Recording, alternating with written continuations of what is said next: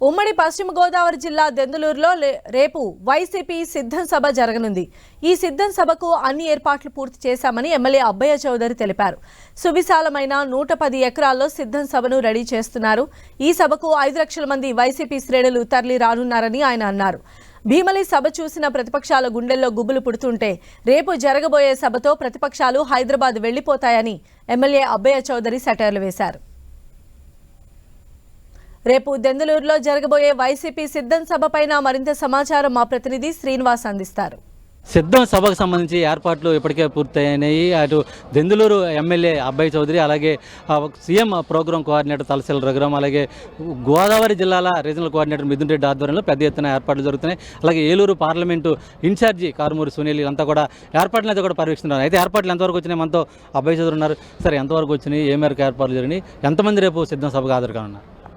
ఈరోజు ఉభయ గోదావరి జిల్లాలు, కృష్ణా జిల్లాల్లో ఎవరిని కదిల్చినా కూడా మేము సిద్ధంగా ఉన్నాం. జగన్మోహన్ రెడ్డి గారిని రెండోసారి ముఖ్యమంత్రి పీఠంలో కూర్చోబెట్టడానికి మేమందరం కూడా సంసిద్ధంగా ఉన్నాము అని చెప్పి ఈరోజు ఎక్కడ చూసినా కూడా అదే మాట వినపడుతుంది.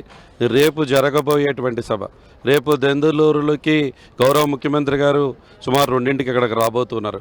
జగనన్న ఇక్కడికి వచ్చేసరికి రేపు గోదావరి పులకరించిందా అనే విధంగా జన సంద్రంగా ఇక్కడంతా కూడా ఏర్పడబోతుంది. ఎందుకంటే ప్రత్యేకించి ఈరోజు గోదావరి జిల్లా నుంచి, కృష్ణా జిల్లా నుంచి ఈరోజు లక్షలాది మంది జగనన్న అభిమానులు ఇక్కడికి రాబోతున్నారు. ఇవ్వాలే తాకిడి తట్టుకోలేకపోతున్నాం.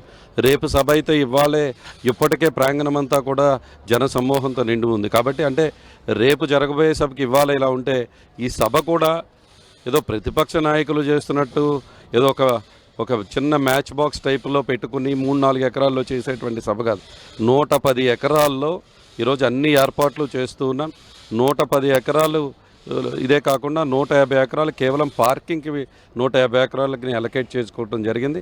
డెఫినెట్గా రేపు జరగబోయేటువంటి సభ, మొన్న భీమిలీ సభలో ప్రతిపక్షాల గుండెల్లో రైలు పరిగెడితే, రేపు జరగబోయేటువంటి సభతో సూట్ కేసు సర్దుకుని ప్యాక్ చేసుకుని హైదరాబాద్ వెళ్ళే పరిస్థితి రేపు సాయంత్రానికి ప్రతిపక్షాలకు ఉంటుంది అని చెప్పి కూడా తెలియజేస్తుంది. డయాస్ కూడా అంతా కూడా కొంత మోడల్గా వెరైటీగా వేయడం జరిగింది. ఏంటి సింబల్ ఏంటండి?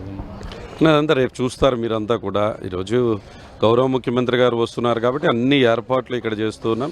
వచ్చే ప్రతి ఒక్క జగనన్న సైనికులకి కూడా ఎటువంటి ఇబ్బంది లేకుండా ఏర్పాట్లు చేస్తున్నాం. నేను చెప్పినట్టుగా 110 ఎకరాల్లో ఈరోజు డయాస్ వేయటం జరిగింది. అదేవిధంగా 150 ఎకరాల్లో పార్కింగ్ ఏర్పాట్లు చేయడం జరిగింది. అన్ని రకాలుగా అన్ని సదుపాయాలు కూడా ఇక్కడ కల్పించడం జరిగింది. ఇక జగనన్న ఎప్పుడు వస్తాడా, జగనన్న ఏం చెప్తారా వినటానికి ఈరోజు ప్రజలందరూ కూడా వైఎస్ఆర్ కాంగ్రెస్ పార్టీ అభిమానులంతా కూడా పెద్ద ఎత్తున ఎదురు చూస్తారు. నుంచి ఎప్పటి వరకు సభ జరగనుంది? అయినా గౌరవ ముఖ్యమంత్రి రేపు 2 గంటలకి ఇక్కడికి రాబోతున్నారు. 5ంటికి సభ అయిపోతుంది. సో 2 to 5 3 hours రేపు సభా ప్రాంగణానికి ముఖ్యమంత్రి గారు ఉండబోతూ ఉన్నారు. కాబట్టి 2 to 5 రేపు మధ్యాహ్నం 2 గంటల నుంచి 5 గంటల లోపల సభ పూర్తవబోతుంది. దానికి సంబంధించి లక్షలాది మంది కార్యకర్తలు హాజరయ్యే విధంగా సిద్ధం సభ నుంచి ఏర్పాట్లు చేస్తున్నారు. ఇక డయాస్ కూడా కొంత మోడల్గా ఏర్పాటు చేయడం జరిగింది. దీనికి సంబంధించి భీమిలి సభ ఎంత సక్సెస్ అయిందో అదేవిధంగా ఇంకా మరింత పెద్ద ఎత్తున సభ సక్సెస్ అయ్యే విధంగా ఏర్పాటు అయితే కూడా వైసీపీ శ్రేణులు అయితే కూడా సిద్ధం చేయడం జరిగింది. ప్రసాద్తో శ్రీనివాస్, 10 TV, దెందులూరు నుంచి.